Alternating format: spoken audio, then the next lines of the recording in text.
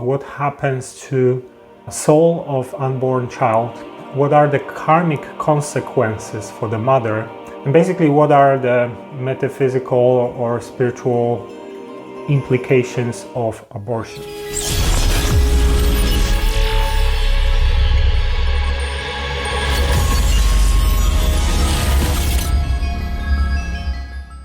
Hey, this is Mike Sigla from TruthTheory.com, and welcome to another episode of True Spirituality. This is my series on metaphysics, esotericism, mysticism, and spirituality. And if you're new here, please subscribe because this is already episode 39. So, today we will be answering questions about abortion. It's a sensitive topic. But I want to share with you what we know from different belief systems, different faiths about what happens to a soul of unborn child. What are the karmic consequences for the mother? And basically, what are the metaphysical or spiritual implications of abortion? So, for example, in England, Scotland, Wales, abortions can be carried out up to 24th week of pregnancy. This is up to 5.5 months. But in different regions, different countries, it can be up to 28 weeks, which is 6.5 months into pregnancy. Okay, so when does the soul enter the body? Generally, different belief systems say a little bit different things. So, for example, according to Spiritism, Allan Kardec. Okay, so let me read to you what the Spiritists say about it. When does the soul unite with the body? This union begins at conception, but it is only completed at birth. From the moment of conception, the spirit assigned to inhabit a specific body joins that body by fluid link, which will increasingly tighten up to the moment of birth. The cry produced by the infant announces that it has entered the number of the living and the servants of God. So according to Spiritists, this process starts at conception and ends at birth. So what does Muslims say about it?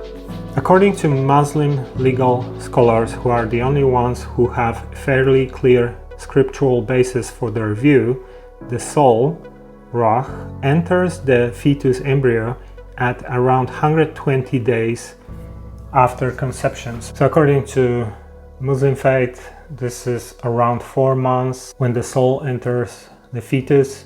And other teachings, other belief systems claim that roughly up to 3 months of pregnancy, this is when the soul enters. So I'm just sharing with you what we know from different belief systems, but they all kind of say something similar, that the soul enters the body in the earlier stages. So what it means that if someone decides to abort their pregnancy, let's say in 5th month, that would mean that the soul has to be expelled from the body.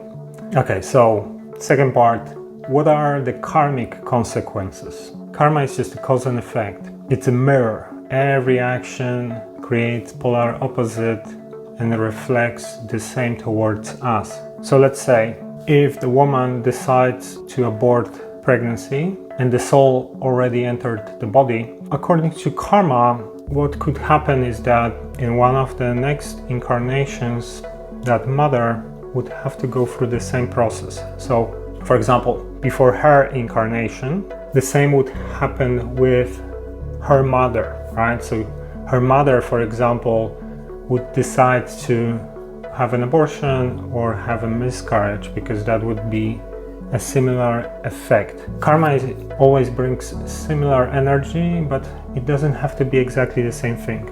The result has to be similar, right? So for example, the mother that decides to have an abortion, in one of her future incarnations, she would go through the same process where she would be the soul trying to enter the body, and her mother would, for example, have a miscarriage or have an abortion. That's a potential scenario when we are talking about karmic consequences. But we have to remember that from a child's perspective, karma works the same way, right? So for example, if a woman decides to have an abortion, that fetus or that soul probably repays some karma here already, right? That's why the soul attracted or decided to enter this particular body or this particular fetus, right?